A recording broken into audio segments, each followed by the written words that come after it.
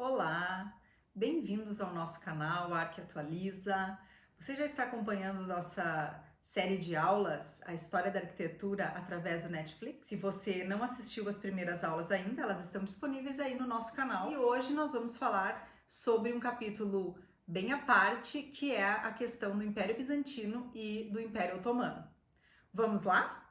Para falarmos desta série, vamos ter que retroceder na história da arquitetura e por isso eu fiz esse esquema que quem foi meu aluno vai ficar com inveja, porque era o tipo de esquema que eu fazia no quadro. Mas como aqui a gente está limitado a tela e a minha fala, eu fiz esse esquema para explicar como que se enquadra a questão da arquitetura bizantina e arquitetura otomana em relação ao contexto ocidental que nós estávamos estudando. Então, em 395, o imperador romano Constantino funda a nova capital Constantinopla em uma colônia grega chamada Bizâncio, daí o nome Império Bizantino. E aí nós vamos ver um império que segue dentro de uma lógica, tá? Com suas fases e que vai decair em 1453, data que marca o final da Idade Média. É bem aqui que vai acontecer a nossa série que nós vamos analisar em paralelo à aula de hoje, tá? Em 1453, os turcos otomanos, então, conquistam esta cidade, Constantinopla, Bizâncio, tá?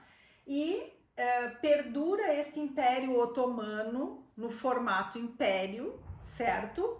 Até 1923, quando será esse Império Otomano será transformado na República Turca. Então, o que nós vamos falar hoje é basicamente deste período aqui, porque não tem como entender a arquitetura otomana sem entender o que veio antes, certo? A série que a gente está tratando é uma série de grande sucesso, ela tem apenas uma temporada no Netflix e ela segue o mesmo formato da série Império Romano. É uma série documentário, tá? Então, ela narra a campanha épica do Mehmet, que então traduzido seria Maomé II, que estava, imperador otomano, que estava tentando dominar Constantinopla, invadir as suas muralhas intransponíveis. A série ela vai mostrando essas relações, tanto do lado do imperador bizantino, Constantino XI, quanto do lado do sultão otomano, que ficou ali por alguns anos tentando romper as fronteiras, tem uma história bem interessante, porque os genoveses também tinham uma parte do território ali logo em frente a Constantinopla, dominavam a Torre Gálata e acabam se aliando também aos otomanos nesse processo. Nós estamos aqui em 1453, Constantinopla era riquíssima, um entreposto comercial fundamental para o mundo, né? Algumas cenas da série que é muito bonita, tem uma estética muito interessante, um figurino bem legal, e como ela é uma série documentária que está o Mehmet, né?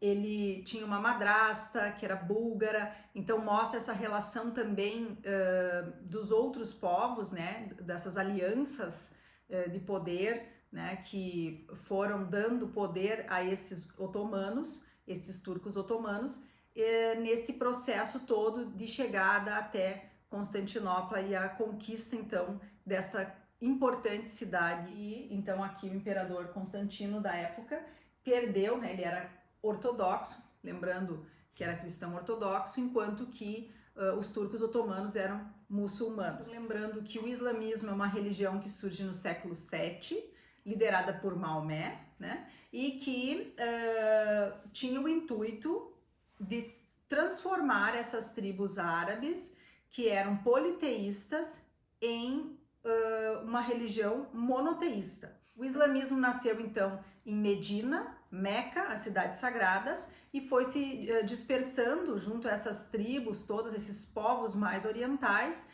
Então todos os árabes, turcos, persas acabaram sendo convertidos a essa religião, e ela teve, através do perfil conquistador desses povos, ela acabou se expandindo tanto para a África quanto para a Europa, como nós já falamos na outra aula. Então esse mapinha nós já vimos, quem não viu tem que assistir a aula anterior. Esse mapinha mostra enlistado aqui o domínio do mundo muçulmano no ano 814, nós estamos ainda antes, né, do período da série, do mundo muçulmano. Aqui a Europa agrária, rural e feudal nesse período. E aqui nessa bolinha, aqui nessa legenda de bolinhas, nós temos o Império Bizantino, que era um império riquíssimo desse período, tá? Então a cultura bizantina, que tem praticamente 1000 anos, né? Então desde a fundação da cidade de Constantinopla até a queda do Império Romano Oriental, que a gente chama, né? Que é em 1453, são praticamente 1000 anos. Não temos como falar que isso tenha sido um contínuo, sem nenhuma alteração. Mas aqui nós temos pouco tempo, então nós vamos focar em explicar que existiram praticamente 3 grandes fases. Uma no início, que é logo depois da fundação da cidade até o apogeu no reinado do imperador Justiniano. Depois nós temos a revolta iconoclasta, que alguns já devem ter ouvido falar, em que os cristãos ortodoxos acabaram quebrando todas as imagens, aquela questão de não usar imagens nas suas igrejas. Depois, em meados do século IX, nós temos um retorno ao culto das imagens, né, através de um dos concílios. E depois nós vamos ter a chegada dos cruzados em Constantinopla, que vai ter também uma alteração importante na política e na arte do local. Constantinopla, então, era uma colônia grega chamada Bizâncio, que depois foi transformada pelo imperador Constantino em Constantinopla, ou seja, a cidade de Constantino. Vale lembrar que o Constantino foi o imperador que trouxe o cristianismo para o Império Romano, ainda que nunca se converteu ao cristianismo, nunca foi batizado, mas ele foi o imperador que permitiu o cristianismo dentro do império, vendo isso como uma grande oportunidade política, e fundou a sua capital já cristã. Então vejam, dentro da história do Império Romano, este é um período já cristão do Império Romano. O Estreito de Bósforo, aqui chama essa parte que entra aqui, eles chamam de Corno de Ouro, e aqui eles tinham uma corrente gigantesca, cada ela dessa corrente tinha em torno de 2 metros de comprimento, para fechar o acesso ao Corno de Ouro e impedir que os navios entrassem. Isso é muito bem explorado na série que nós estamos trabalhando, porque justamente os turcos tentavam entrar por aqui, tentavam entrar por aqui, tentavam entrar por aqui e sempre tinham alguma dificuldade. A muralha aqui atrás em terra é tripla, então isso também oferecia muita dificuldade para ocupações. Como a cidade foi fundada como uma capital romana, então transferir a capital de Roma para cá, ela tinha um circo romano. Como ela já era católica, ela recebeu algumas igrejas com uma tipologia arquitetônica específica que nós vamos ver hoje, e ela tinha aquedutos, né? Todas aquelas coisas que nós falamos da cidade romana também vão acontecer por aqui. O hipódromo que existia aqui, hoje nós temos lá apenas os monumentos aqui centrais, hoje aqui tem a Mesquita Azul e aqui está a Igreja de Santa Sofia. Então, os obeliscos, esses monumentos centrais ainda permanecem no que hoje está uma grande praça. Um aqueduto, né, o aqueduto de Valens, que é o nome do imperador que o construiu, com 1 quilômetro de comprimento e ele tem 20 metros de altura, tá? Que levava água para a cidade. Constantinopla era uma cidade que tinha uma grande capacidade de sobreviver por muito tempo a cercos militares. Então, esse sempre foi um dos maiores desafios de todos que quiseram e tentaram ocupar e invadir a cidade. Por que isso? Como que ela, além de todas as suas muralhas e proteções, a cidade também era dotada desse sistema de aquedutos e de cisternas, eram diversas as cisternas, que permitiam que a cidade vivesse sem entrada de elementos externos. A cisterna da Basílica, que tem 70 metros por 140, então ela é praticamente o tamanho de um quarteirão, certo? Toda subterrânea, tão bem escondida, porque era fundamental que a água fosse preservada e não fosse envenenada, por exemplo, que os turcos dominaram ali a cidade por quase 400 anos até que descobrissem a cisterna. Esta cisterna tem 336 colunas e ela é construída com o mesmo sistema construtivo que os romanos desenvolveram. Curiosamente também temos 2 colunas aqui cuja base são cabeças de medusa. Então aqui são imagens da muralha, nesta parte aqui, que eu comentei com vocês. Ainda existem hoje vários remanescentes, trechos remanescentes, partes em ruína. E ela era uma muralha tripla, a dificuldade e as engenhosidades e a criatividade dos turcos para tentar fragilizar a muralha e entrar na cidade. O reinado de Justiniano, que foi o reinado, como eu falei para vocês, que mais marcou a cultura bizantina, é onde nós vamos trabalhar agora e depois vamos ver como que os turcos entram nessa história. Justiniano foi um imperador do século VI. Nesta época, os construtores, os arquitetos, todos eram de origem greco-romana. Então, sabia-se construir arcos, cúpulas, porém, eles evoluíram a parte tecnológica e aqui nasceu um tipo de abóbada que foi fundamental para sobrepujar alguns monumentos ocidentais. Eles desenvolveram um sistema de 4 arcos que apoiam um anel e aí sim a cúpula. Diferente do sistema do Panteão que eu vou comparar aqui com vocês. Os romanos, sempre que usavam a cúpula sobre uma planta redonda. Os bizantinos, ao desenvolver esse esquema, conseguiam fazer 4 apoios e colocar uma cúpula sobre um ambiente quadrado. Isso foi uma grande inovação estrutural, técnica, que fez com que eles pudessem fazer cúpulas mais altas do chão, não necessariamente com o diâmetro maior, mas criar espaços mais altos. Então aqui a Basílica de Santa Sofia, ela originalmente, a primeira igreja da Santa Sabedoria foi construída por Constantino em 360. Em 532 a igreja sofreu um incêndio, foi destruída e o imperador Justiniano, em pouquíssimo tempo, determinou que os arquitetos construíssem uma grande igreja monumental e que sobrepujasse qualquer obra arquitetônica já construída na Terra. Os arquitetos de origem clássica, grega, Artêmio de Trales e Isidoro de Mileto, fizeram esta proposta inovadora. Nós temos aqui um acesso por pátio, é uma planta retangular, diferente da planta em cruz latina das igrejas ocidentais. As igrejas bizantinas ortodoxas terão essa planta centralizada, ou em cruz grega ou quadrada. A cruz grega é a cruz que tem os braços iguais, ou retangular assim, tá? Essa igreja, ela tem uma relação direta com a afirmação do poder do imperador Justiniano.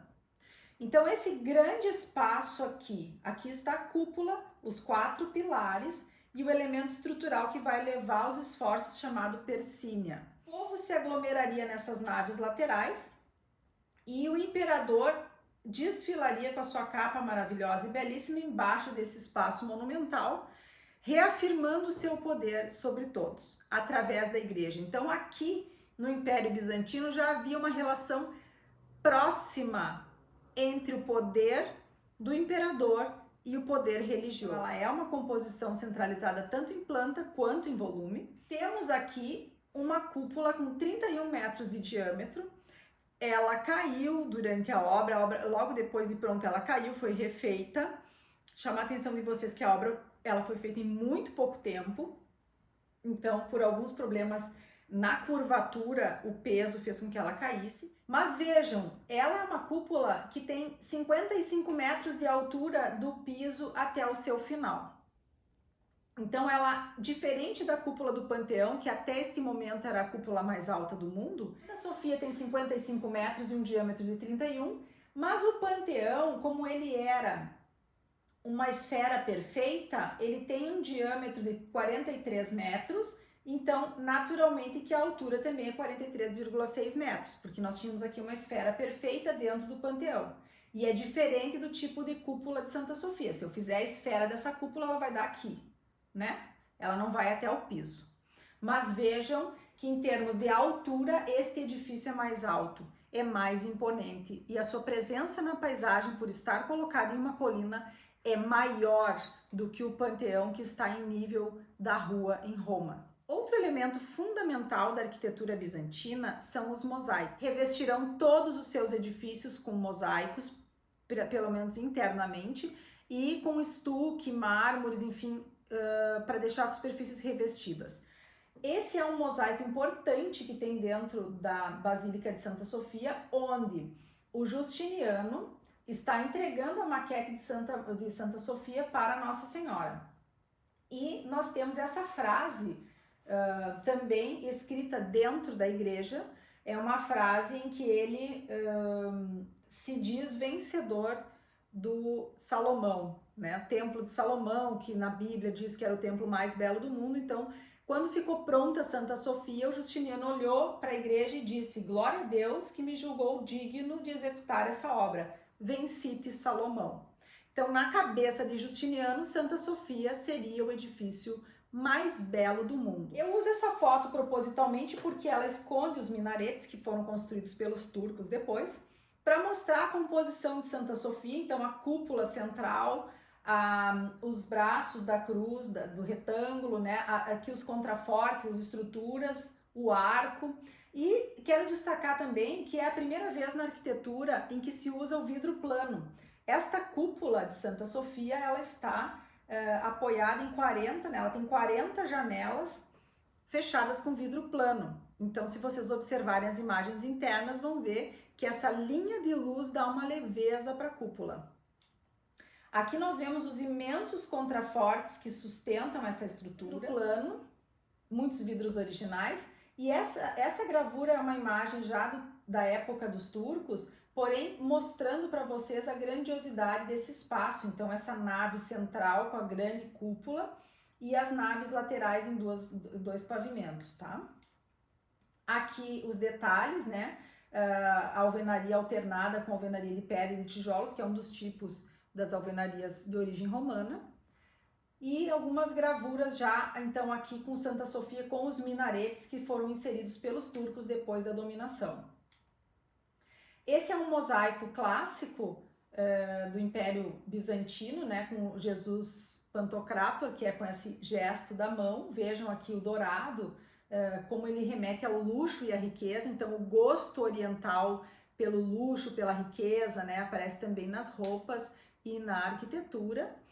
E aqui são imagens da cúpula atuais, então ela está com os detalhes já dela como mesquita, mas para mostrar para vocês a linha de luz dessas janelas, né, e os arquitetos e arqueólogos sempre constantemente trabalhando aqui, tá? Mais imagens de Santa Sofia, os detalhes dos rendilhados, isso aqui é de uma dos balcões internos, né? E esses elementos são frases a Maomé, feitas nos painéis depois que a basílica foi convertida em mesquita. Então aqui são duas imagens, vejam, Santa Sofia foi convertida em mesquita assim que Mehmet invadiu e ocupou Constantinopla. Então ele deixou de ser uma basílica cristã e passou a ser uma mesquita. Em uma mesquita não podem ter imagens, porque os muçulmanos acreditam que só Deus pode criar seres vivos. Então, nem mesmo o artista pode criar imagens dentro do espaço sagrado. Tinham muito respeito pela arte, pelo trabalho artístico. Então, em nenhuma das igrejas bizantinas foram destruídos os mosaicos originais. Eles foram revestidos por gesso, tá? Aqui, por exemplo, mostra esse mesmo corredor revestido por gesso e trabalhado, então, com os geometrismos otomanos. E aqui ele hoje, quando os arquitetos restauradores removeram esse gesso e puderam deixar à mostra os mosaicos originais. Muita coisa que foi coberta depois foi descoberta. Vejam que este foi então o tipo arquitetônico criado para as igrejas bizantinas e que vai influenciar todas as demais igrejas bizantinas, tanto de Constantinopla, né, quanto de outros territórios bizantinos e também não bizantinos. Essa é a Basílica de Santa Irene, que ela é construída concomitante, tá na mesma época. Vejam que ela também tem as janelas, tem a cúpula, mas Santa Irene ainda é uma igreja em uma linguagem mais paleocristã, dos primeiros cristãos. Agora vejam, os dois andares, o espaço central, a cúpula sobre o altar, mas ela é bem mais simples. Ela está também em Istambul. Esta São Salvador em Chora, que foi construída no século 6 a 10, ela contém os mosaicos bizantinos mais íntegros e mais bonitos de todo o período. Então, ela é bem menor, vejam que a escala sempre é menor, mas uma cúpula central, os braços da cruz grega e os arcos.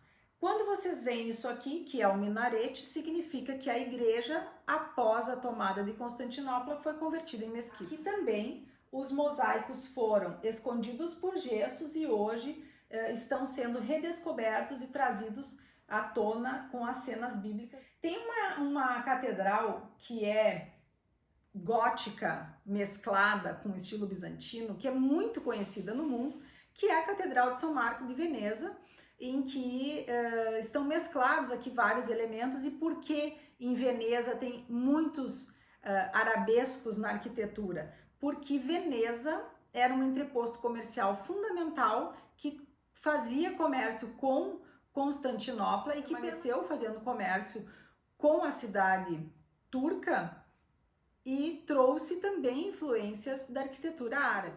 Um interior que, se alguém desavisadamente olhar aqui, pode até supor que seja, por exemplo, Santa Sofia. Agora vamos ver o que acontece quando os turcos chegam nesta cidade tão rica culturalmente, quando eles conseguem sobrepor essa muralha e invadir, que é esse o assunto da série Império Otomano do Netflix.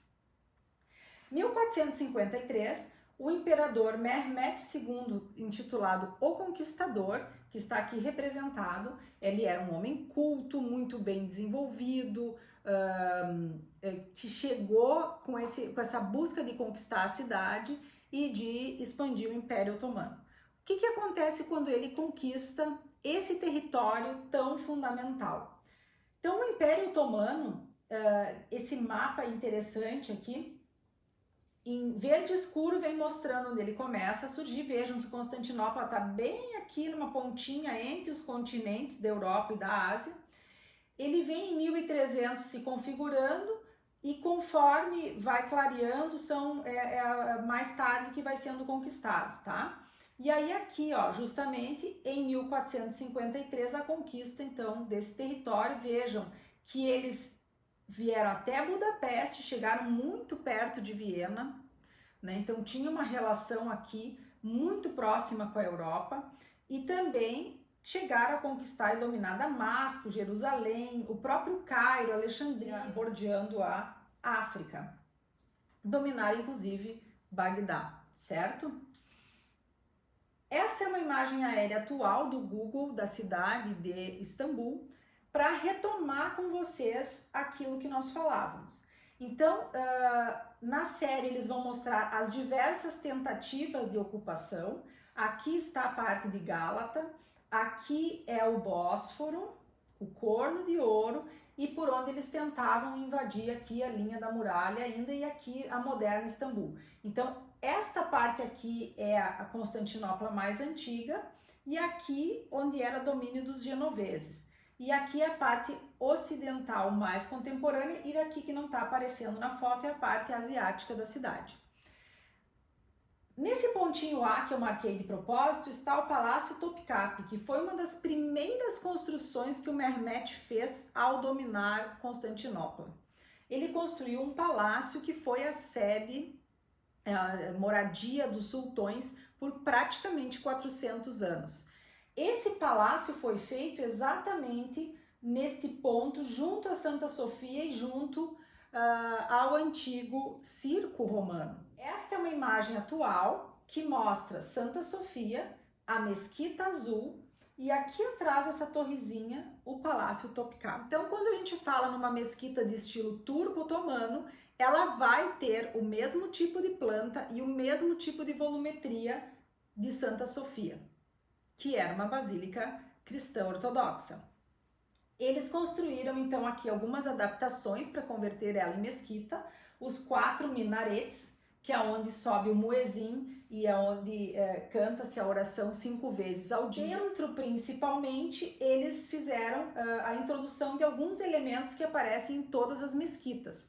Os tapetes de oração, as frases para Maomé, esconderam os desenhos cristãos, como eu já expliquei, construíram o mihrab, que é o substituto do altar, Então, as igrejas nessa época eram construídas orientadas para Jerusalém, mas as mesquitas são construídas orientadas para Meca.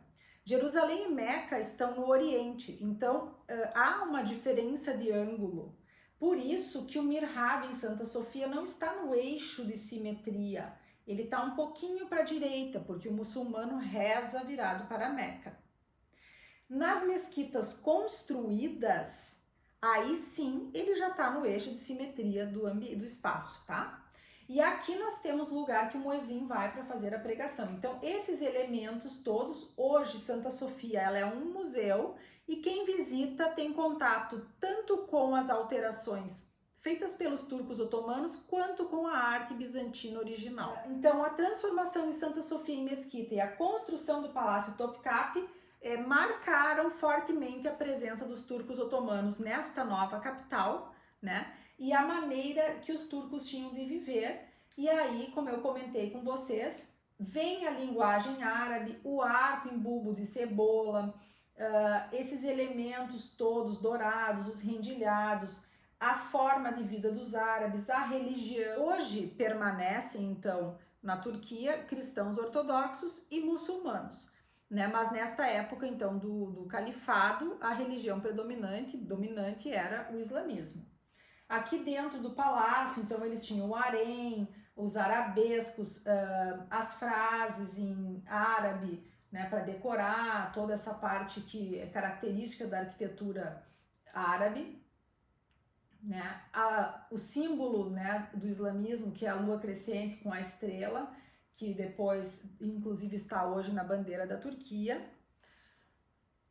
E aí, nós vemos surgir, praticamente 100 anos depois da tomada de Constantinopla, o maior arquiteto turco de todos os tempos, chamado Mimar Sinan, que nós não temos muito conhecimento dele, porque a gente se foca muito no estudo da arquitetura ocidental, mas Mimar Sinan tem uma produção arquitetônica gigantesca. Mimar Sinan, então, construiu, como eu acabei de falar, várias mesquitas, e um dos propósitos dele sempre foi sobrepujar Santa Sofia.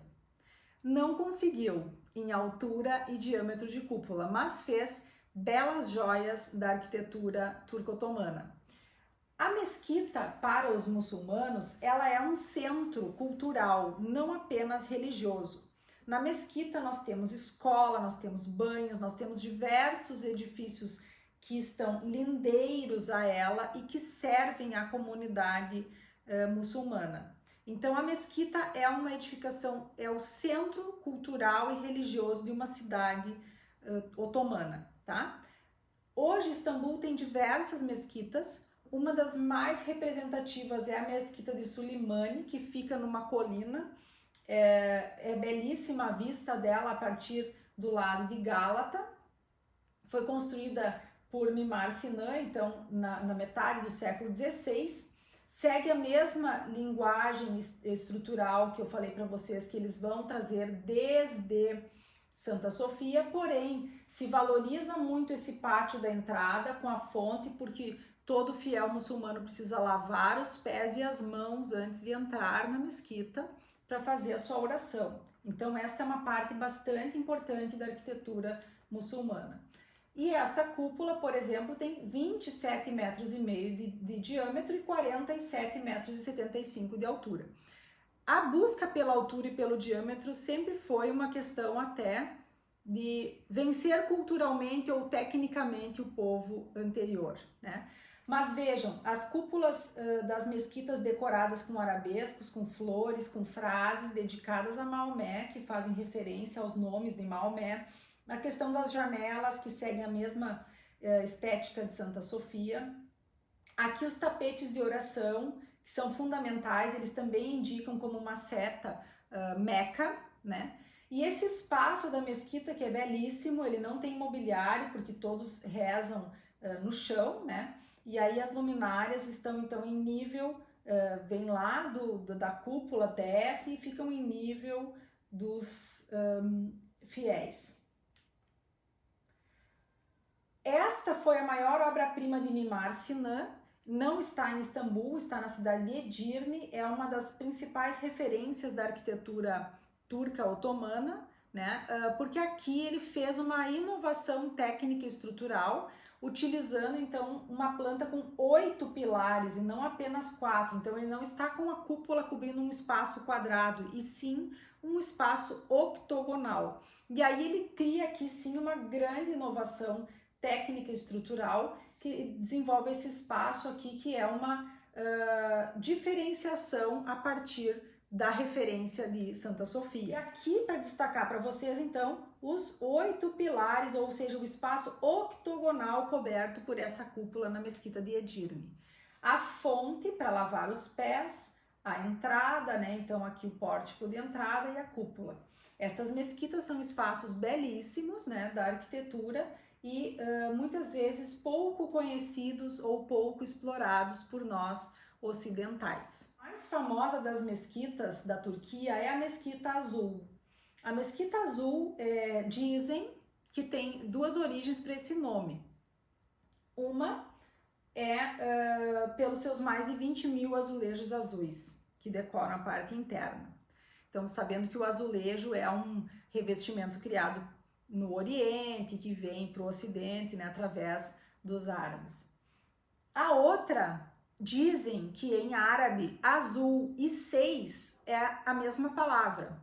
Então, tem uma lenda que diz que o sultão Ahmet, né, Sultan Ahmet Cami, que o sultão, ao encomendar para o arquiteto, pediu que ele construísse uma mesquita com minaretes de ouro. Sabedor de que ele teria que atender ao sultão, mas que não podia fazer uma mesquita com minaretes de ouro, ele fez um trocadilho e construiu uma mesquita com 6 minaretes.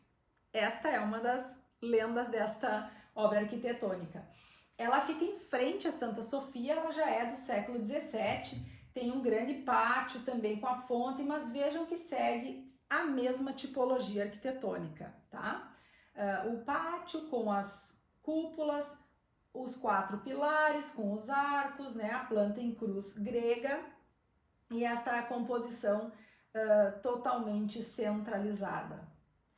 Ela é belíssima na paisagem que atrasa o Estreito do Bósforo e é uma dos cartões postais da cidade de Istambul. Então essa imagem mostra o espaço belíssimo interno de luz filtrada, dos vitrais coloridos e desses azulejos com arabescos e formas vegetais e naturais. Notem que as mesquitas então têm a lua crescente no seu pináculo central. Quando Santa Sofia era uma igreja católica, ela não tinha esse acabamento. O acabamento era uma cruz, né? Então isso também remete às alterações que foram feitas. Aqui a cúpula da Mesquita Azul, né? Dominada pela cor azul, e aqui a fonte em que os fiéis lavam seus pés. Esse foi o que se desenvolveu nessa tipologia, essas construções, principalmente depois da conquista por Mehmed II.